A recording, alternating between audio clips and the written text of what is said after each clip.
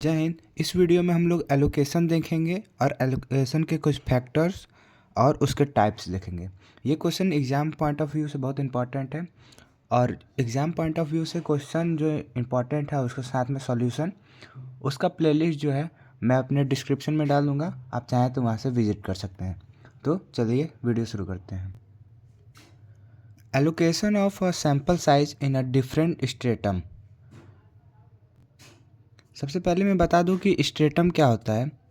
Stratum जो होता है पॉपुलेशन को, अगर जैसे पॉपुलेशन बड़ा सा है, पॉपुलेशन तो बड़ा रहेगा, उसके छोटे छोटे भाग कर दिया जाए, छोटे छोटे, तो इसको हम लोग कहते हैं स्ट्रेटम। ये एक स्ट्रेटम है, दो तीन, इसमें बहुत सारे लोग आ जाएंगे। जैसे कि पॉपुलेशन में हम लोग लेते हैं, पीपल को लेते हैं, तो उसमें एक स्ट्रेटम में बहुत सारे लोग आए, तो वो डिपेंड करेगा आप पे कि कितने लोग को रखेंगे। वैसे प्रोडक्ट भी रख सकते हैं, वैसे सैंपल भी रख सकते हैं, कुछ भी रख सकते हैं। ये एक जो है स्ट्रेटम है। और स्ट्रेटम का है प्लूरल वर्ड, मतलब ये ढेर सारे स्ट्रेटम है इसमें, तो इसी का प्लूरल वर्ड होता है स्ट्रेटा। और एलोकेशन का मतलब क्या होता है? एलोकेशन का मतलब होता है सैंपल को सेलेक्ट करना, किसमें से? स्ट्रेटम में से, अलग अलग स्ट्रेटम में से। तो शुरू करते हैं। Since the sample size influence the estimate, जो सैंपल साइज है वो एस्टिमेट को इन्फ्लुएंस करता है, मतलब चेंज करने में हेल्प करता है या सही करने में। It is necessary that size of sample from each stratum should be optimum. ये ज़रूरी होता है कि जो सैंपल साइज है हर स्टेटम से ऑप्टिमम हो। ऑप्टिमम मतलब होता है कि ज़्यादा से ज़्यादा अच्छा, ज़्यादा से ज़्यादा बेस्ट ले लें। अब हम एक स्टेटम में जाएंगे तो हम सैंपल सोचेंगे कि क्या ले, तो सैंपल के लिए हम लोग कोशिश करेंगे जितना ज़्यादा हो सके और जितना वैरायटी हो सके, तभी मेरा सैंपल अच्छा कहलाएगा। Determination of a sample size for each stratum is known as allocation of a sample size. Sample size को मालूम करने का या सैंपल साइज को लेने का, किस में से? स्टेटम में से, वो एलोकेशन कहलाता है। लेकिन अगर हम लोग सैंपल साइज मालूम कर रहे हैं हर एक स्टेटम के लिए, तो वो कहलाता है एलोकेशन ऑफ सैंपल साइज। उसके कुछ फैक्टर हैं जो ज़्यादा, इसके फैक्टर जो हैं वो हैं स्टेटम साइज, दूसरा है स्टेटम वेरिएबिलिटी, तीसरा है per unit sampling cost. Stratum size तो वो तो हम लोग डिसाइड करते, तो उसमें उतना नहीं होता है डिस्टर्बेंस। लेकिन हाँ, स्टेटम वेरिएबिलिटी जो है, ये थर्ड वाला स्टेटम वेरिएबिलिटी जो है, और ये पर यूनिट सैम्पलिंग कॉस्ट है, इन दोनों में अभी हम लोग पढ़ेंगे एलोकेशन। ये फैक्टर है तीनों। अब पढ़ेंगे एलोकेशन के टाइप। तो एलोकेशन के टाइप जो है वो यही तीनों हैं। कौन कौन से? Equal allocation, proportional allocation, optimum, या दूसरा इसका नाम है नाइमन्स एलोकेशन। नाइमन्स जो है वो एक साइंटिस्ट का नाम है, स्टैटिस्टिशियंस का नाम है। ये बात अभी मैं बताऊंगा जब यहाँ पर मैं इसको बता दूँ पहले। An allocation is to minimise the fixed resource और मिनिमाइज द फिक्स्ड कॉस्ट। जो एलोकेशन होता है वो क्या करता है कि हमारा जो सोर्स है उसको कम कर देता है। अब हम लोग चाहेंगे कि जितना कम हो उतना सोर्स लें। जैसे कि हम लोग पॉपुलेशन को जनगणना करना था, हर गेट पे जाना पड़ेगा। लेकिन ये एलोकेशन जो है वो क्या करता है कि वो रिसोर्स को जो है कम कर देता है, फिक्स कर देता है, या जो हमारा फिक्स्ड कॉस्ट है उसको भी मिनिमाइज कर देता है, कम कर देता है। तो इसके तीन टाइप हैं, इक्वल एलोकेशन, प्रोपोर्शनल एलोकेशन और ऑप्टिमम एलोकेशन। ऑप्टिमम एलोकेशन का दूसरा नाम नाइमन्स एलोकेशन है। ये वाला जो एलोकेशन है नाइमस, साइंटिस्ट का नाम आ गया, इसीलिए ये जो क्वेश्चन बनता है इस पर ये इंपॉर्टेंट बनता है। इसका 5 मार्क्स का अलग से पूछ लेता है इसको डिफाइन करने का या इसको बताने का। उससे पहले हम लोग जानते हैं कि हम लोग को मालूम चल गया कि 3 टाइप के एलोकेशन होते हैं, इक्वल, प्रोपोर्शनल, ऑप्टिमम, जिसमें कि इक्वल एलोकेशन और प्रोपोर्शनल एलोकेशन लगभग बराबर होते हैं। कैसे? उसमें डिफरेंस तो होगा ही, लेकिन स्टेटम वेरिएबिलिटी और पर यूनिट सैम्पलिंग कॉस्ट, ये दोनों फैक्टर इस दोनों में सिमिलर रहते हैं। हालांकि ऑप्टिमम में ये दोनों जो फैक्टर है वो सिमिलर नहीं रहता है। तब अब हम देखेंगे फैक्टर्स को डीप में। सबसे पहला टाइप है इक्वल एलोकेशन। इक्वल एलोकेशन में हम लोग का साइज जो होता है लगभग सिमिलर होता है और वेरिएबिलिटी और कॉस्ट ये दोनों भी लगभग बराबर होते हैं। This method of allocation is used where the strata are obtain on administrative convince.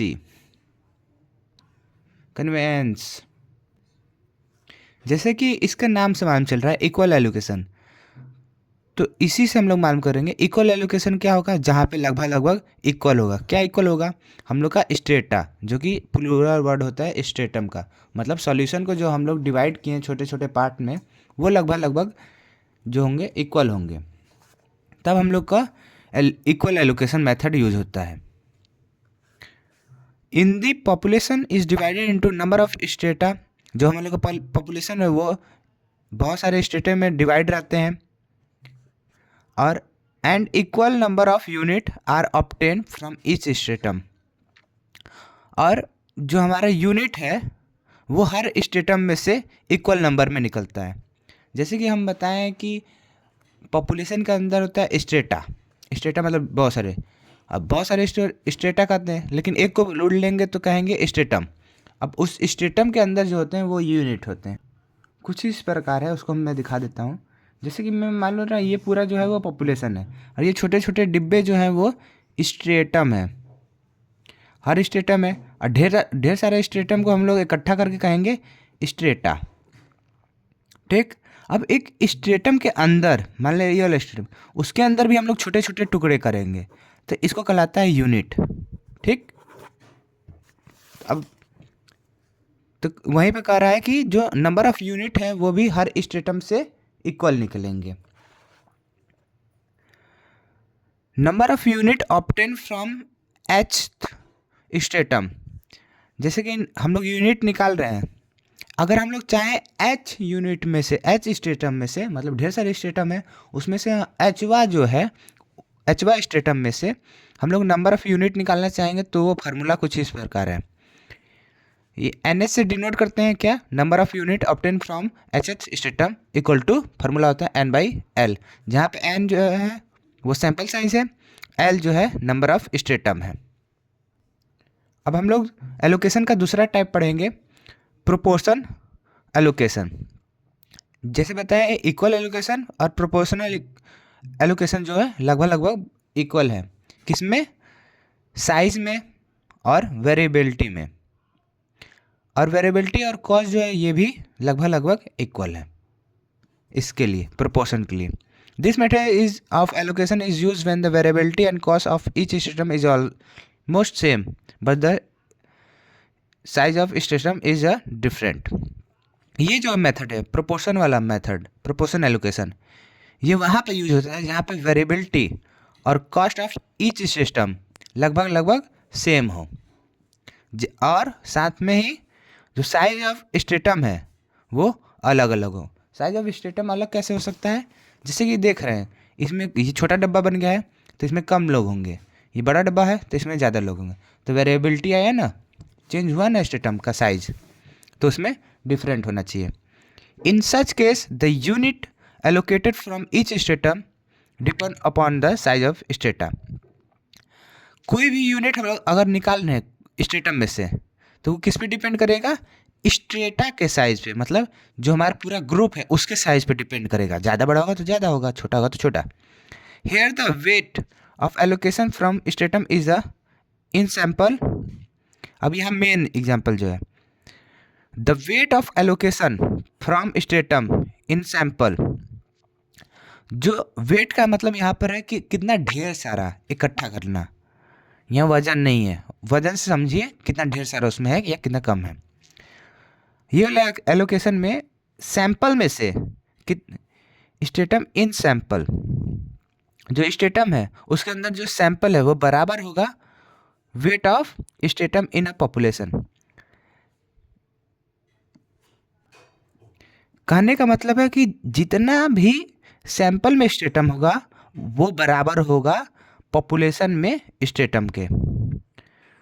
Sample ले लिए तो उसमें कितना स्ट्रेटम है, वो बराबर होगा पॉपुलेशन ले लिया उसके स्ट्रेटम के, ठीक है। कर लिए, रेशियो एक तरफ का लगा रहे हैं, लेकिन प्रोपोर्शन जो होता है वो रेशियो का फॉर्म होता है, ये हम लोग 9, 10 में 8 में पढ़े थे। इसीलिए प्रोपोर्शन का देखिए कुछ रेशियो टाइप का है इसका थ्योरेटिकल मैथमेटिकल टर्म में। इसको हम लोग लिखते हैं such that wait of allocation from stratum in sample को हम डिनोट करते हैं NH/N। ये H जो है वो H स्ट्रेटम की बात हो रही है, ये सैंपल के लिए स्मॉल n यूज करते हैं, और पॉपुलेशन के लिए कैपिटल N, तो कैपिटल N H/N। जहाँ से हम लोग इसको उधर भेजेंगे तो मल्टीप्लाई में हो जाएगा, और ये n/n ये जो है कांस्टेंट है। कैसे कांस्टेंट है, ये सैंपल का साइज है, ये पॉपुलेशन का है, वो कभी चेंज ही नहीं होगा। जब हम लोग दूसरा सैंपल लेंगे तब चेंज होगा, लेकिन एक सैंपल के लिए कभी चेंज नहीं होगा, इसलिए ये कांस्टेंट है, तो यहाँ पर डायरेक्टली प्रोपोर्शनल। तो ये था हमारा प्रोपोर्शनल एलोकेशन। थर्ड जो है वो ऑप्टिमम एलोकेशन है, जिसका नाम नाइमन्स एलोकेशन भी है। ये साइंटिस्ट का नाम है, स्टैटिस्टिशियन का नाम है। तो ये वाला पॉइंट है, ये वाला टाइप है, ये इंपॉर्टेंट है, अलग से भी आ जाता है 5 मार्क्स में। ऑप्टिमम का मतलब होता है कि बेस्ट हो या फेवरेबल हो। ऑप्टिमम का मतलब मैक्सिमा और मिनिमा भी होता है, जो कि हम लोग क्लास 11 में पढ़े थे, मैक्सिमा और मिनिमा, या बेस्ट या फेवरेबल, ये ऑप्टिमम का मतलब होता है। When different stratum have a different variability and per unit sampling is slightly different in a different strata। जब अलग अलग स्टेटम में वेरिएबिलिटी अलग होगी, जैसे एक स्टेटम है दूसरा स्टेटम है, इन दोनों की जो सिमिलर नहीं होगी, वेरिएबिलिटी होगी।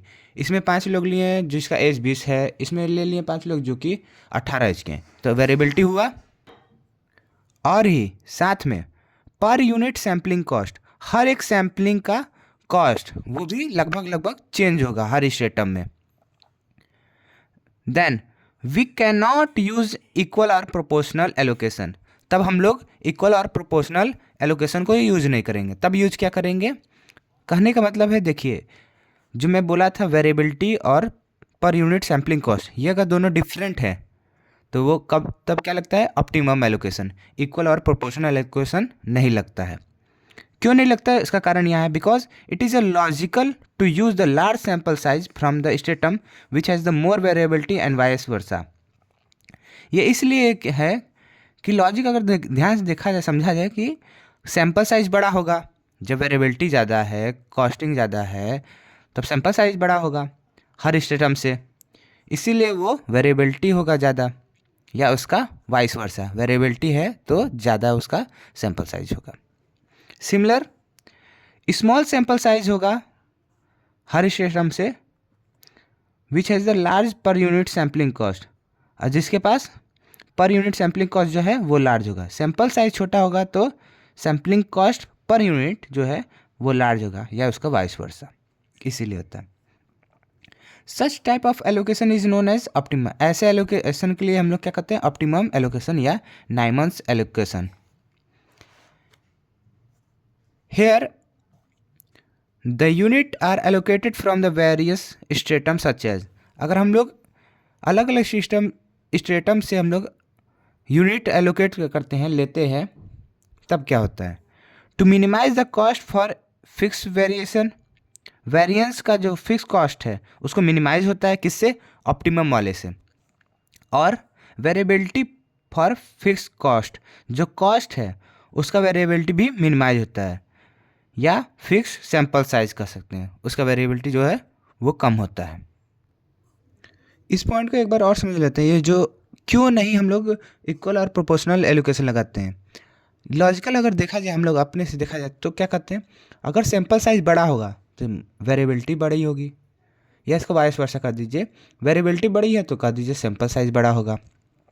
दूसरा सिमिलर सैंपल साइज जो है वो ड्रॉन फ्रॉम द, अगर सैंपल साइज जो है वो छोटा होगा तब पर यूनिट सैम्पलिंग कॉस्ट जो है वो बड़ा होगा। छोटा छोटा सैंपल है तो बहुत ज़्यादा हम लोग को कॉस्ट देना पड़ेगा, या उसका उल्टा, हम लोग का सैम्पलिंग कॉस्ट जो ज़्यादा होगा तो समझिए कि जो सैंपल है वो ढेर सारे होंगे। स्मॉल सैंपल साइज, अगर पॉपुलेशन उतना ही है, अगर हम उसको सैंपल साइज़ छोटा कर दें, जैसे कि हम लोग का पॉपुलेशन मेरा इतना ही है, तभी हमको बस जाना होगा 9 लोग का पैसा देना होगा। ऐसे छोटे छोटे टुकड़ों में कर लीजिए तो उतना ही पैसा लगेगा। आशा करते होंगे कि ये वीडियो आपको समझ में आ गया होगा। ये पॉइंट ऑफ एग्ज़ाम से बहुत ज़्यादा इंपॉर्टेंट है। तो मिलते हैं अगले वीडियो में। डिस्क्रिप्शन में मैं लिंक दे दूँगा प्लेलिस्ट का। जय हिंद।